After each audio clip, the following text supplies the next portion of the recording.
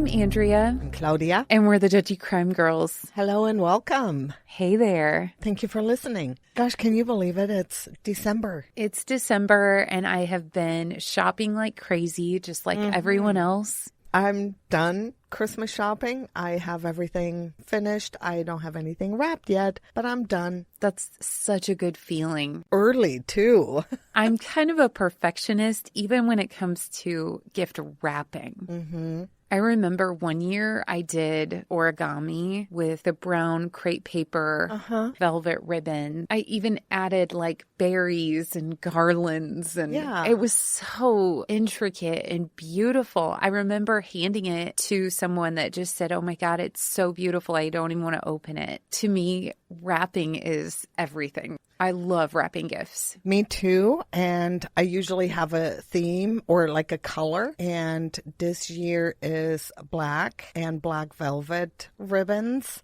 So it's matte black paper. And then I have, it almost looks like construction, like brown paperback paper with black ribbons. Kind of like a black and gold. That's pretty. I like that. Me too. Our snack for today is whipped fluffy white frosting. Duncan Hines. You guys, it's the holidays. A lot of times when I'm editing, I just open a jar of frosting and I just dive in. When it's cold, it's the best. Yeah. I love frosting. It's ridiculous. So what frosting is to you, Nutella is to me. I eat that with a spoon. I love it. I always have, ever since I was a kid. That's funny. What's your favorite Christmas movie? I would probably have to say Elf. Really? It's my absolute favorite. I love it. We always watch Home Alone. My nonprofit, I'm going to share with you at the end of my episode. Okay, perfect. Many of you already know this, but in addition to our public episodes that we bring you every other Wednesday, we also bring you exclusive premium content every single Friday in our Judgy After Dark series. It's our inner circle. Yeah, our besties. We wanted to give a shout out to our brand new subscribers and say thank you. Diane, Kylie, Ariel, Robin, and Cynthia. We are so happy you joined Judgy After Dark. You can too, and the link will be in the show notes of this episode. It's $3 a month. You'll get a shout out on the show, a discount on our merch, 20% off. You'll also get a thank you note from yours truly, and these episodes are ad-free. Yes, thank you. Yeah, thank you. Don't forget, it makes a great Christmas gift for just $3 a month for the whole year. The true crime fanatic on your list would absolutely love this. I picked this case because it's solved. However, there is a lot of debate whether they have the right guy or not.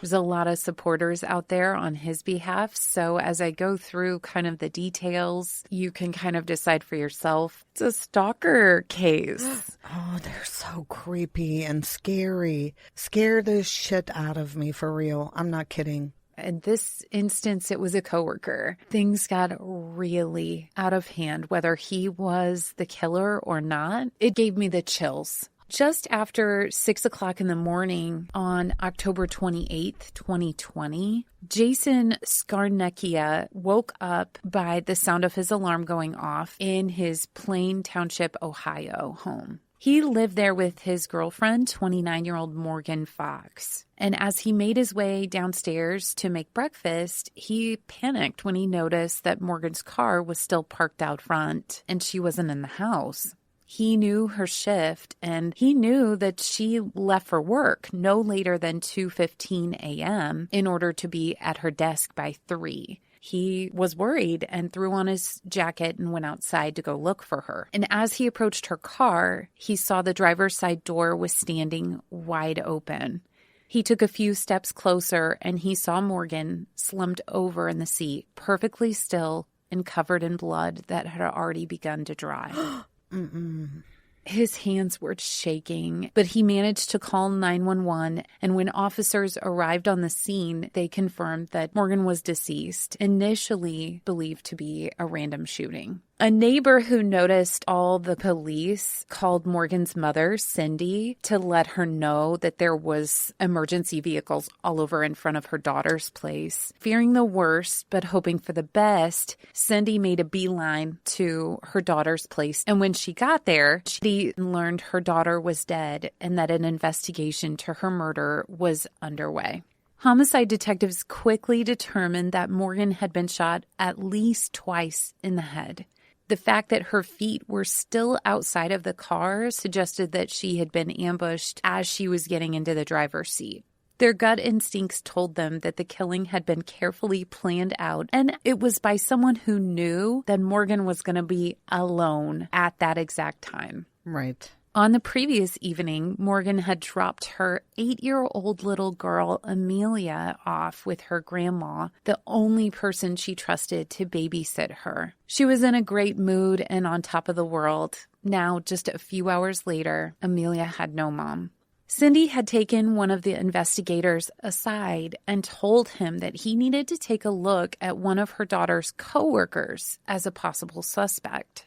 According to her, the person in question, Jason McDermott, had been obsessed with Morgan in a really scary way. So a lot of people knew about that. Mm-hmm. So as they were busy processing the scene of the shooting, 29-year-old Jason McDermott was on the job at FedEx. He had been clocked in since 2:59 a.m. with witnesses all around him to prove he was there.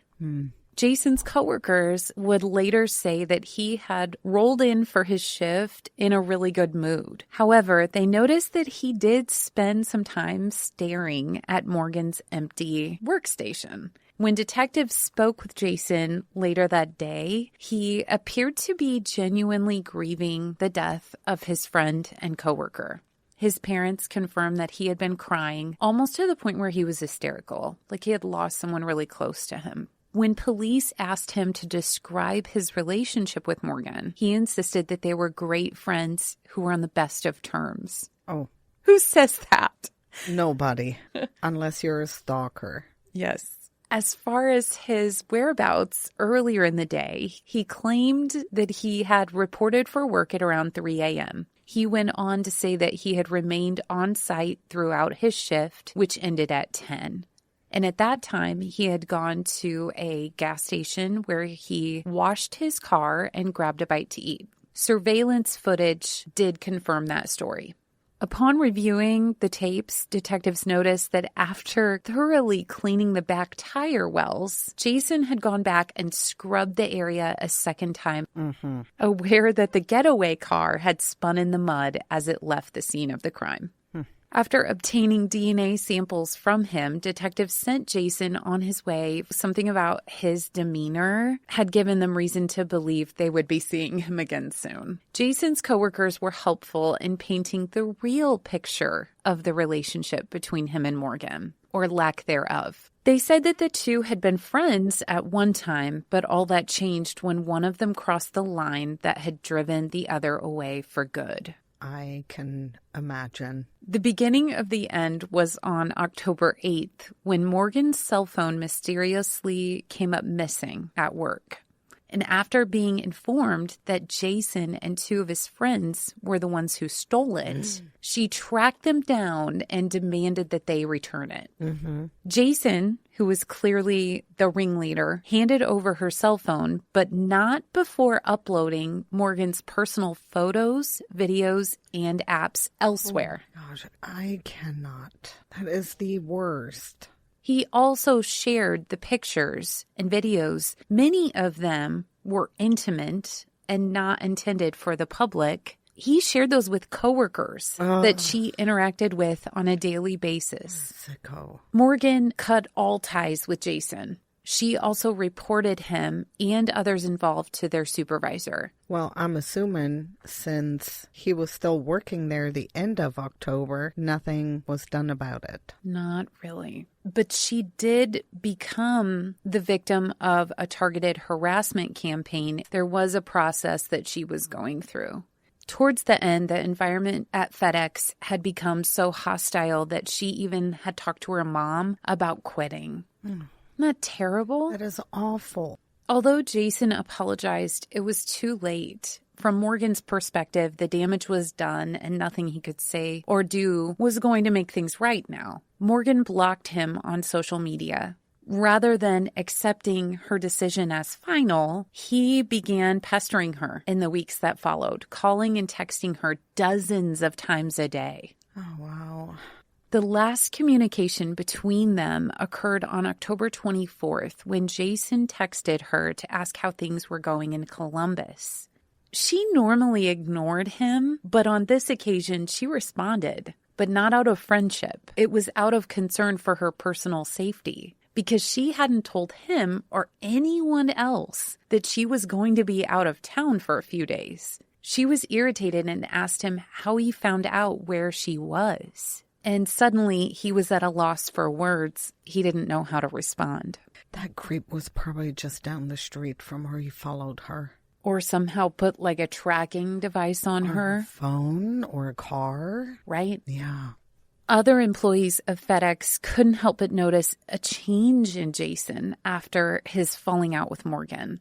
He kind of let his appearance go. He just looked really bad. I'm sure he looked bad before. He was depressed and told whoever would listen that he couldn't sleep. He could barely keep food down. Oh, gag me now. Cry me a river. But it's strange because his depression seemingly lifted on October 28th, the day that Morgan was killed. Coworkers who hadn't yet learned of the shooting even noticed a change in his mood because Jason had shared the news that he and Morgan had worked through their problems. After talking out their issues, they had agreed that the whole phone fiasco had been a terrible misunderstanding. Oh, wow. I don't know how these guys come up with that. It was a misunderstanding. Nobody's going to believe you. According to Jason, who was over the moon with excitement, their newfound friendship was back on track to such an extent that they were thinking of moving in together. Wow. Can you be any more delusional? She was with her boyfriend, living with her boyfriend. Yes. No one really took him seriously at all. But they were a little relieved he was acting like his weird self again. They knew that he tended to stretch the truth when it came to his fantasy life that he shared with the woman of his dreams. It was so bad that an employee named Mary, who trained under Jason, would later tell detectives that from their very first meeting, all he could talk about was Morgan. It's like day one training. So what you need to know is that I'm in love with Morgan. He would go on and on. She remembered that he would pull up pictures of her and her young daughter on his phone, bragging about them as if they were his family. The new hire quickly became bored of hearing about his love life. At some point, Mary had heard through the grapevine that the object of Jason's infatuation already had a live-in boyfriend and wasn't looking for anyone else. Mary finally told him that he needed to get over her and find someone else.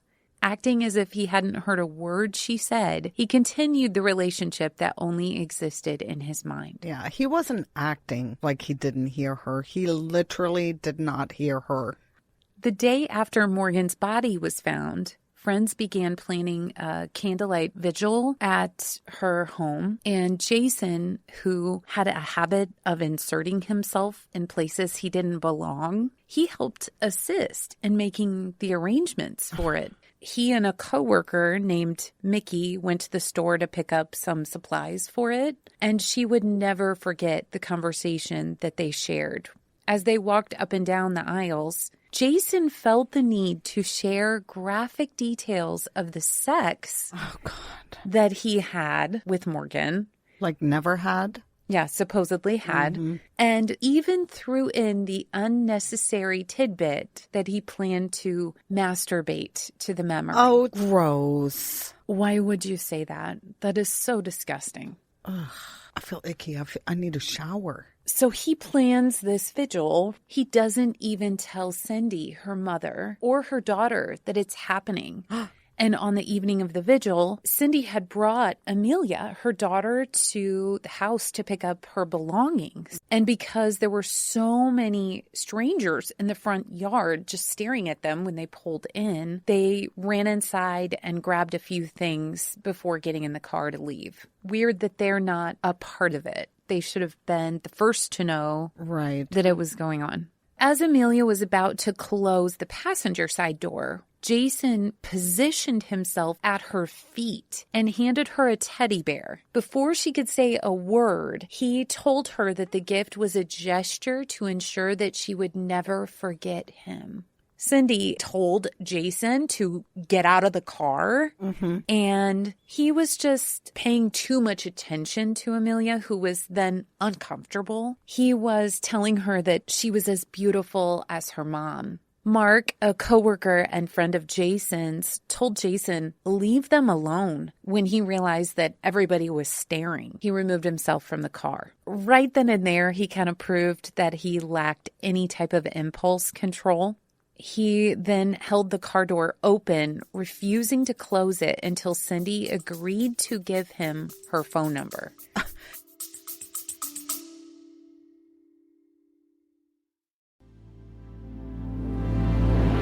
Hi, I'm Dan. And I'm Rosie May. We are the hosts of the brand new podcast, The Pleasure Perspective, where we discuss all things sex, from techniques, attitudes, and our own experiences, good and bad, to sexual health and all things to maximise you and your partner's pleasure in the bedroom. and beyond. With weekly episodes to entertain and expand your sexual toolkit We give an unbiased view without judgment. and share our own perspective. Search for The Pleasure Perspective podcast on YouTube, Apple Podcasts, Spotify, Amazon. Or your preferred streaming platform. Laters taters.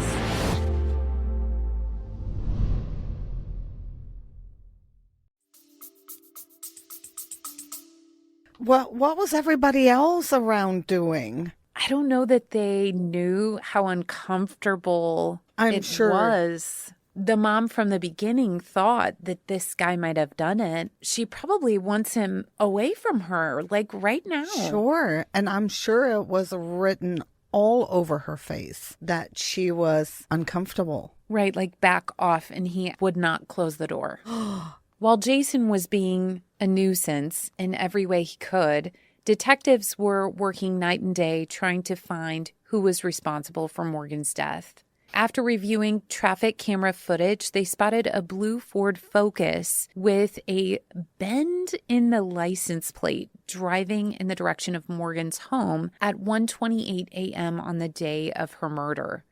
Next door to the home Morgan and her boyfriend shared, detectives found tire impressions in the ground as well as mud spatters, which indicated that someone had sped in a hurry out of the area. And the tire tracks were consistent with those from a Ford Focus. The make and model Jason happened to drive. Oh, of course. Coincidence? After reviewing hours of CCTV footage taken from both the traffic cams and businesses along the route, investigators executed a search warrant of Jason's vehicle. During an inspection of the Ford Focus, a canine trained to detect the presence of explosive devices alerted on the driver's seat and surrounding floorboards. The dog's reaction strongly suggested that a recently discharged firearm had come in contact with these specific areas. I love canines. Me too. On October 30th, warrant in hand, investigators raided a gun safe owned by Jason's dad. They found several guns capable of firing .22 caliber bullets, the ammunition that was used to kill Morgan. Experts couldn't say that the gun in their possession was the weapon used to kill her, but it also couldn't be ruled out. Those close to the case found it telling that Jason had made a point of stopping by his parents' house the day before the shooting and again the day after. He says the first visit was to drop off a birthday present for his mom 3 months after the fact. Okay. I was going to say what her birthday was like next year, May. Yeah.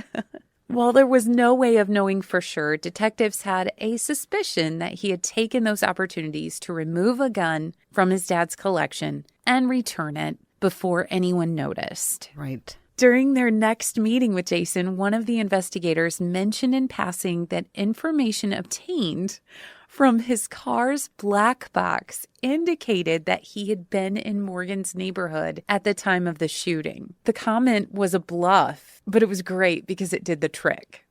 Worried that he had painted himself into a corner, he scrambled for an explanation. Oh, this is going to be good. What no one other than Jason knew at the time was that he had deliberately left his cell phone at home to make sure he couldn't be traced. Mm-hmm. He had never thought about his car's onboard tracking system until the detective brought it to his attention. Jason tried to figure out a new story, and he was thinking maybe he could say someone stole the key to his car while he was sleeping and drove it to Morgan's house and shot her and put everything back in place without him knowing. And cleaned it up and everything. But he just decided to wait and let the other shoe drop. On October 31st, the day after the vigil, Cindy had returned to her daughter's home to retrieve the rest of Amelia's things. And when she got there, she saw Jason and another man she didn't know near Morgan's car, which by that time had already been processed and released back to the family. When she confronted them, Jason told her that his buddy had missed the vigil and simply wanted to pay his respects. I cannot with that guy. Having seen him kicking up dirt around the vehicle as if he were looking for something, she didn't believe a word he said. In an effort to cover all their bases, detectives tested Jason Skarnickia's hands and clothing for gunshot residue shortly after he called 911 to report that Morgan was dead. That's the boyfriend, Jason. Mm-hmm. Lab tests found nothing to indicate that he had recently fired a weapon. The canine officer whose expertise was used was also brought in to inspect the house that Skarnickia and Morgan once shared. Again, no traces of gunpowder residue, soot, primer residue, or projectile particles were detected inside of the house. So with Morgan's boyfriend ruled out as a suspect, they really zero in on Jason, who handed over his cell phone at the request of investigators, but not before deleting several things. Sure, but it doesn't matter if you delete or not, it's still there. He had no idea that forensic experts could recover everything they dug up, and it was creepy what they found. They uncovered over 70 pictures and videos that Jason had secretly collected. Oh my gosh, that's so disturbing. It was clear from the angles of the footage and stills that she didn't realize she was being filmed and photographed. Many of the shots were zoomed in images of her breasts and backside, something that she never would have permitted. Sure. On November 1st, 4 days after Morgan was murdered in cold blood, Jason posted a tribute to her on social media that had her family, not to mention investigators, wondering if he was delusional. Wondering? The message, which was written directly to Morgan, was addressed to Foxy. Her last name was Fox. It read, quote, "I wish I had time to list all the ways you have impacted my life. But the list would be so long, we'd never make it to the end. You were the friend where if I was having a bad day, I knew I could always come talk to you. It's so strange not having you around to talk to, and this has left a giant hole in my heart. But I know you will always be watching over us, your family, your friends, and your daughter. You will never be forgotten." I don't even know what to say to that. On November 4th, Jason was arrested at his parents' home and charged with the murder of Morgan Fox. A month later, on December 17th, he was indicted for aggravated murder with a firearm and stalking. After entering a plea of not guilty, he was held on a $2 million bond. Wow. $2 million. They really wanted to make sure he can't get out. There he sat. The trial began on April 2nd, 2021, and lasted 6 days. During the proceedings, Jason's father testified that he had the only key to the gun safe. He also told the court that his son had just had wrist surgery and would have made it nearly impossible for him to fire a weapon. Who's his father, a doctor? Right. But the fact that he was able to hold a full-time job that required heavy lifting, that was never addressed. How are you going to work at FedEx and carry all those boxes? Morgan's boyfriend, Jason Scarnecchia, had taken the stand to talk about their last days together, and he admitted that they had experienced their fair share of ups and downs, but he assured the court that they were committed to making things work. He also described the horror he experienced when he found her. It was confusing to the court that he hadn't been woken up by the gunshots. Neighbors backed up that claim, though, testifying that they didn't hear anything either in the early hours of the morning when Morgan came face to face with her killer. And with that in mind, the prosecution pointed out the possibility that Jason could have used a silencer. I was just thinking that. The jury took 3 hours to find Jason guilty of the charges against him. Agreeing with the verdict on April 14th, the judge sentenced him to life in prison without the possibility of parole. Okay. During the victim impact statement, Morgan's 10-year-old daughter addressed the court, and specifically the defendant. In a trembling voice, she asked him why he had taken her mommy from her. And having never shown a speck of remorse for his action, Jason wasn't about to now. Rather than replying, he shook his head and looked toward the floor. Amelia said to him, "I thought monsters weren't real, but you proved me wrong." What a brave little girl.